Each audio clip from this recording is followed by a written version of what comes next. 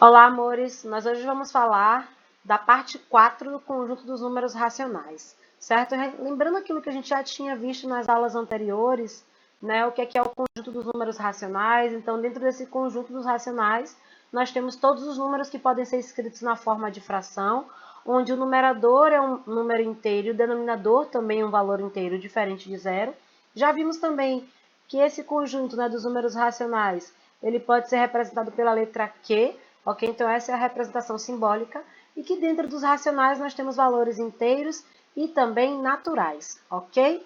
Então a gente agora vai falar da multiplicação e divisão de números racionais, mas para isso precisamos relembrar o jogo dos sinais.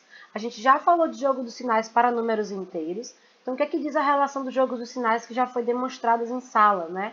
Que quando a gente tem multiplicação e divisão com sinais iguais, né? Ou seja, uma multiplicação ou divisão com o sinal positivo os dois valores e multiplicação ou divisão com o sinal negativo os dois valores, o resultado, né, é um valor positivo. Então você faz a multiplicação normalmente, faz a divisão normalmente, mas se os dois sinais forem ou positivo ou negativo, ou seja, sinais iguais, o resultado dessa operação terá sinal positivo. E quando os sinais são diferentes, ou seja, se o primeiro é negativo e o segundo é positivo, ou o inverso, né, o primeiro é positivo e o segundo é negativo, o resultado será sempre negativo. Então, a gente faz a multiplicação ou divisão normal, mas quando os sinais forem diferentes, o resultado é negativo. E para multiplicação e divisão de números racionais, o que é que vai mudar? Gente, o jogo dos sinais permanece, ele funciona da mesma forma para o conjunto dos números racionais. Ou seja, se a gente vai fazer a multiplicação de números racionais, por exemplo, na forma de fração, então se eu for multiplicar menos 2 terços vezes 1 quinto, aqui é uma multiplicação com sinais diferentes. Então, quando eu tiver sinais diferentes, eu posso esquecer o sinal na hora da operação, que é o que eu estou fazendo aqui, e basta que eu analise esse sinal lá no final, tá bom? Então, eu estou fazendo 2 vezes 1, 3 vezes 5, a multiplicação normal. Depois, com o resultado dessa multiplicação, eu vou analisar o sinal agora. Como os sinais são diferentes, significa que o sinal do meu resultado ele tem que ser negativo.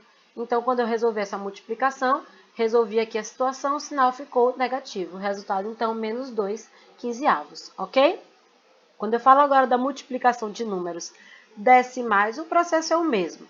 Se você quiser transformar para fração, pode. Se você quiser armar a operação, né, de multiplicação com decimais, pode. A gente já falou disso em vídeos anteriores.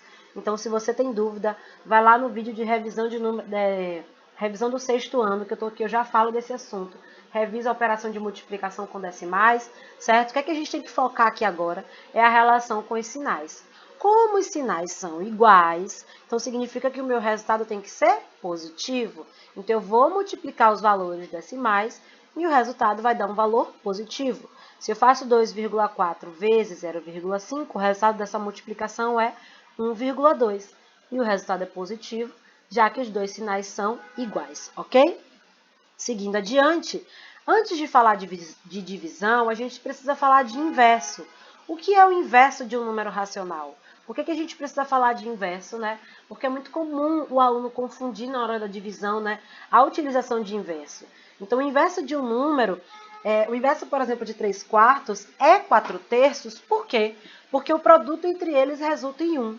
Então, o inverso de um número, gente, sempre vai ser aquele valor que multiplicado por ele resulte em 1, ok? Então, se eu falo agora do inverso de menos 2 terços, porque muita gente pergunta para Ju, e se o número for negativo?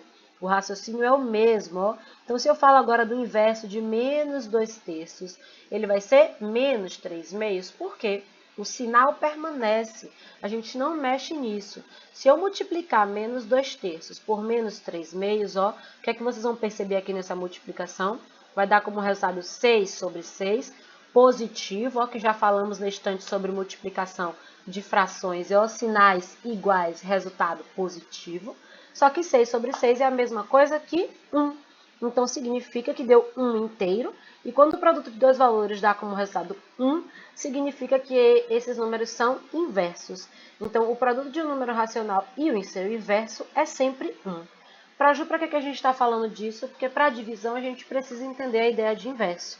E precisa entender também que oposto é diferente de inverso. Então, quando eu falo do oposto, é a mesma coisa que eu falar do simétrico. Mas quando eu falo do inverso, é essa relação, né, de números que multiplicados deem resultado 1, ok? Verifica aqui esse exemplo. O oposto de menos 0,5 é mais 0,5. Já o inverso de menos 0,5 é menos 2. Para Ju, por que o inverso de menos 0,5 é menos 2? Vamos relembrar disso aqui, ó. Se eu falo do menos 0,5, todo mundo entende que é a mesma coisa que a fração menos 1 sobre 2, tudo bem? A fração menos 1 meio, né? Então, essa fração menos 1 meio, o inverso disso vai ser o quê? O inverso de menos 1 meio é a mesma coisa que menos 2 sobre 1. Porque quando eu multiplicar 2 sobre 1 por 1 meio, né, esse resultado vai dar como valor final 1. E a gente viu agora que inverso, né, são números que multiplicados resultem em 1, ok? O inverso desse outro número. Ou você pode pensar de forma mais clara que o inverso é apenas inverter as posições do numerador e denominador. Ou seja, quando o número estiver na forma de decimal, para a gente pensar em inverso, a gente precisa transformar ele para a forma de fração, ok? Passando adiante, então, quando eu falo de divisão de números racionais, o que é que essa divisão de números racionais a gente faz? Para dividir um número racional por outro, a gente multiplica o primeiro pelo inverso do segundo. Ou seja, se eu vou dividir 1/3 por 2/3, essa divisão vai se transformar em uma multiplicação, porque a divisão é isso, é a multiplicação pelo inverso.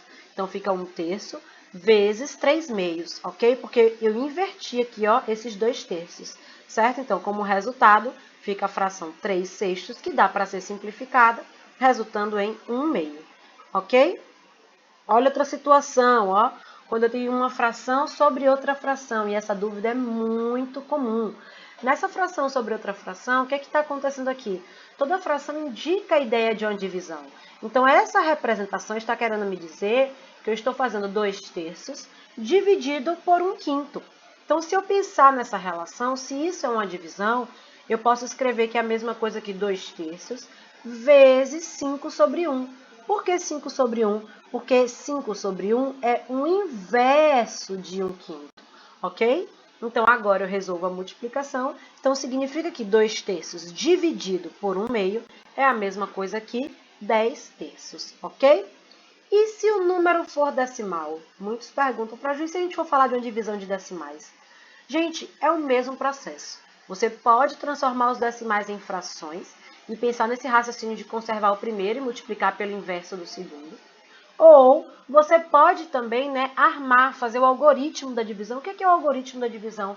Aquele processo que fizemos em aulas anteriores, de armar, né, a divisão, vamos supor, de 0,5 dividido por 0,2. Então, é você armar a divisão mesmo, lembrando, né, do processo de igualar as casas decimais e de fazer o jogo de sinal. Como assim o jogo de sinal? Se um número for positivo e o outro for negativo. E vice-versa, ou se os dois forem negativos. Lembrando que o jogo do sinal serve também para multiplicação e divisão de números racionais, ok?